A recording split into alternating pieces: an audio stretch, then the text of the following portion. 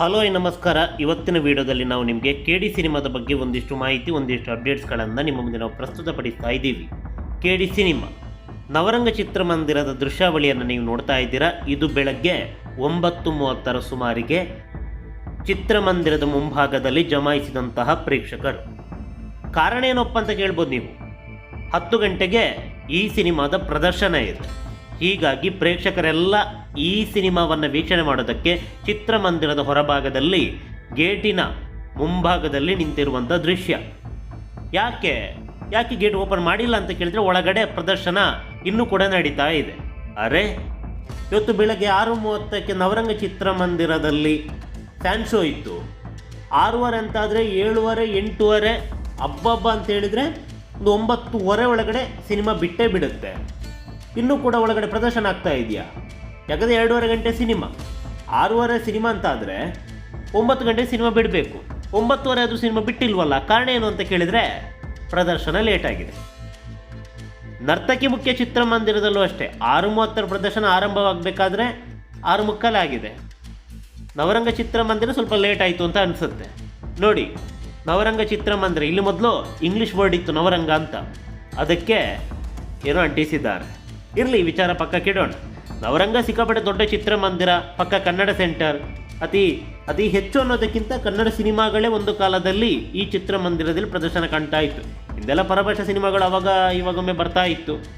ಈ ಒಂದು ರಸ್ತೆ ಏನಿದೆ, ಡಾಕ್ಟರ್ ರಾಜ್ಕುಮಾರ್ ರಸ್ತೆ ಅಂತ, ಈ ಡಾಕ್ಟರ್ ರಾಜ್ಕುಮಾರ್ ರಸ್ತೆ ಅಂತ ಹೆಸರಿಟ್ಟ ಬಳಿಕ ಈ ಚಿತ್ರಮಂದಿರ ಕನ್ನಡ ಸೆಂಟರ್. ಕೇವಲ ಕನ್ನಡ ಸಿನಿಮಾಗಳಷ್ಟೇ ಪ್ರದರ್ಶನ ಆಗಿರೋದು. ತಮಿಳು ಸಿನಿಮಾಗಳ ಪ್ರದರ್ಶನ ಕೂಡ ಆಗ್ತಾ ಇರಲಿಲ್ಲ.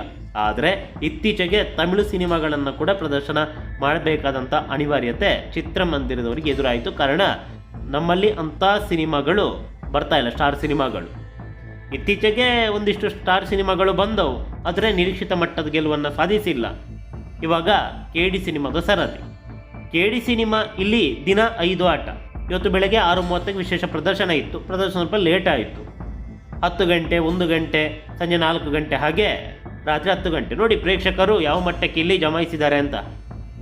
ಕಾಲೇಜ್ ಸ್ಟೂಡೆಂಟ್ಗಳು ಕೂಡ ಅತಿ ಹೆಚ್ಚಾಗಿ ಚಿತ್ರಮಂದಿರಕ್ಕೆ ಬರ್ತಾರೆ. ಯಾಕಂತೇಳಿದ್ರೆ ಅಕ್ಕಪಕ್ಕದಲ್ಲಿ ಒಂದಿಷ್ಟು ಕಾಲೇಜುಗಳಿವೆ. ಕಾಲೇಜ್ ಮಕ್ಕಳ ನೆಚ್ಚಿನ ಸ್ಪಾಟ್ ಅಂತ ಹೇಳಿದ್ರೆ ಅದು ನವರಂಗ ಚಿತ್ರಮಂದಿರ. ಇಲ್ಲಿ ಟಿಕೆಟ್ ಕೂಡ ಮಿನಿಮಮ್ ಪ್ರೈಸು 150 ರೂಪಾಯಿ ಬಾಲ್ಕನಿ ಟಿಕೆಟ್ ಇದ್ದಾರೆ. ಇತ್ತೀಚೆಗೆ ಒಂದಿಷ್ಟು 1-2-3 ವರ್ಷಗಳ ಹಿಂದೆ ಚಿತ್ರಮಂದಿರ ರಿನಿವೇಷನ್ ಆಯಿತು. ತುಂಬಾ ಅತ್ಯದ್ಭುತವಾಗಿ ಚಿತ್ರಮಂದಿರ ಇದೆ. ಇನ್ನು ಈ ಸಿನಿಮಾದ ಬಗ್ಗೆ ಹೇಳೋದಾದ್ರೆ ಸಿನಿಮಾ ಕೂಡ ಅಷ್ಟೇ ಪಕ್ಕ ಎಂಟರ್ಟೈನ್ಮೆಂಟ್ ಸಿನಿಮಾ. ಸಂಜಯ್ ದತ್ ಅವರ ಅಭಿನಯವಂತೂ ಎಕ್ಸಲೆಂಟ್, ನೆಕ್ಸ್ಟ್ ಲೆವೆಲ್ ಅಂತ ಹೇಳ್ಬೋದು.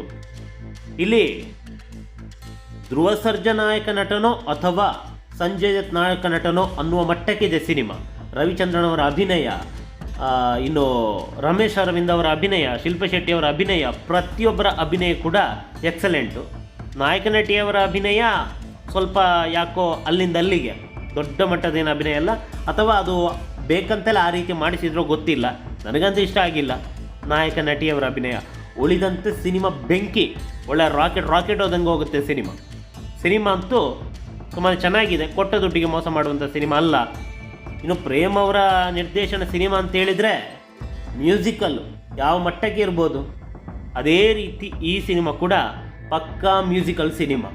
ಮ್ಯೂಸಿಕಲ್ ಮಾಸ್, ಒಂಥರ ವಿಭಿನ್ನವಾದಂತಹ ಸಿನಿಮಾ ಇದು.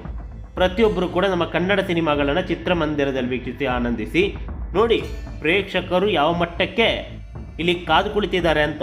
ಗೇಟ್ ಇನ್ನೂ ಓಪನ್ ಆಗಿಲ್ಲ ಅಂತಾದರೂ ಕೂಡ ಗಂಟೆಯಿಂದ ಇಲ್ಲಿ ಪ್ರೇಕ್ಷಕರು ಕಾದು ಕುಳಿತಿದ್ದಾರೆ. 10 ಗಂಟೆ ಪ್ರದರ್ಶನ ಸ್ವಲ್ಪ ಲೇಟ್ ಆಗ್ಬೋದೇನೋ, ಅಥವಾ ಆ ಕಡೆ ಪ್ರೇಕ್ಷಕರು ಹೊರಗಡೆ ಬರ್ತಾ ಇದ್ದಂಗೆ ಈ ಕಡೆಯಿಂದ ಪ್ರೇಕ್ಷಕರು ಒಳಗಡೆ ಹೋಗ್ತಾರೋ, ಉತ್ತರ ಇಲ್ಲ. ಒಟ್ಟಿನಲ್ಲಿ ಮೊದಲ ದಿನ ಬಿಗ್ ಓಪನಿಂಗ್ ಸಿಕ್ಕಿರೋದನ್ನು ಸುಳ್ಳಲ್ಲ. ಇದು ನವರಂಗ ಚಿತ್ರಮಂದಿರದ ಕಥೆಯಾದರೆ ಮುಂದಿನ ಎಪಿಸೋಡ್ನಲ್ಲಿ ಮತ್ತೊಂದು ಚಿತ್ರಮಂದಿರದ ಬಗ್ಗೆ ಮಾಹಿತಿಯನ್ನು ಕೊಡ್ತೀವಿ. ನಮಸ್ಕಾರ.